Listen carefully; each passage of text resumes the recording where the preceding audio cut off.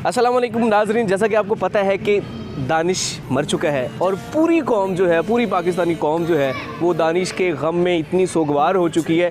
यकीन माने कि आज जब मैं सुबह उठा तो मैंने देखा कि पाकिस्तान की जो फ़िज़ा है बहुत रंजूर किस्म की फ़िज़ा है।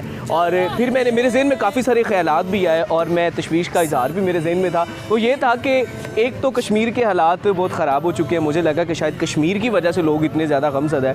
फिर मुझे लगा कि पाकिस्तान में चूँकि महंगाई जो है वो गरीबों की कमर तोड़ रही है, तो शायद गरीबों की वजह से ये फ़िज़ा इतनी रंजूर हो रही है।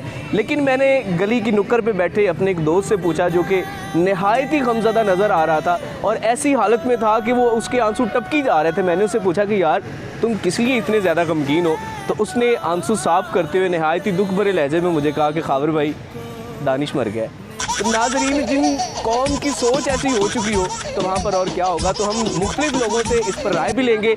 आप हमारे चैनल को ज़रूर देखें, सब्सक्राइब करें और लाइक भी करिए PMP टीवी। अल्लाह दी खैर है जी। अच्छा चाचा जी, नाम की ਤੁਹਾਡਾ? मेरा नाम मोहम्मद अशरफ है। ਚਾਚਾ ਜੀ, ਤੁਹਾਨੂੰ ਪਤਾ ਹੈ ਦਾਨਿਸ਼ ਮਰ ਚੁੱਕਾ ਹੈ, ਤੇ ਤੁਹਾਨੂੰ ਕੀ ਲੱਗਦਾ ਹੈ ਕਿ ਦਾਨਿਸ਼ ਦੀ ਜਿਹੜੀ ਮੌਤ ਹੈ ਉਹ ਕੁਝ ਅਸਰਅੰਦਾਜ਼ ਹੋਏਗੀ ਹਕੂਮਤ ਤੇ, ਇਮਰਾਨ ਖਾਨ ਨੂੰ ਕੁਝ ਅਸਰ ਹੋਏਗਾ, ਗਰੀਬਾਂ ਦਾ ਕੁਝ ਭਲਾ ਹੋਏਗਾ ਜਾਂ ਨਹੀਂ? बाकी मैदान है जो हूँ हालात आए खड़े हैं, इमरान खान को नहीं असर आंदा पाया। ਨਹੀਂ ਤੇ ਦਾਨਿਸ਼ ਦੀ ਮੌਤ ਦਾ ਕੋਈ ਹੋਏਗਾ? अफसोस है हर एक दे आंदा है, भावें कोई दुश्मन भी है। ਹਾਂਜੀ, अफसोस आंदा है। ਇਸ ਦੇ ਬਾਰੇ ਫਿਰ ਤੁਹਾਨੂੰ ਤੁਸੀਂ ਕੀ ਕਹਿਣਾ ਚਾਹੋਗੇ, ਕਿਵੇਂ ਆਪਣੇ ਦੁੱਖ ਦਾ ਇਜ਼ਹਾਰ ਕਰਨਾ ਚਾਹੋਗੇ? ਜੀ ਦਾਨਿਸ਼ ਸਾਹਿਬ ਨੇ ਨਾ ਬਹੁਤ ਅੱਛਾ ਹੈ ਮੁਲਕ ਤੇ ਅੱਛਾ ਕੀਤਾ ਕੰਮ, ਤੇ ਅਸੀਂ ਉਹਦੇ ਤੇ ਮਾਜ਼ਤ ਗਵਾ ਹੈ, ਲੇਕਿਨ ਉਹ ਵਿਚਾਰਾ ਫੌਤ ਹੋਇਆ, ਬੜਾ ਦੁੱਖ ਹੋਇਆ ਹੈ। ਅੱਲਾਹ ਤਾਲਾ ਨੂੰ ਮੀਆਂ ਜਜ਼ਾਏ ਖੈਰ ਅਤਾ ਫਰਮਾਏ।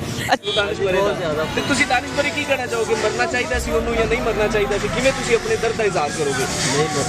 ਨਹੀਂ ਮਰਨਾ ਚਾਹੀਦਾ ਸੀ। ਅੱਛਾ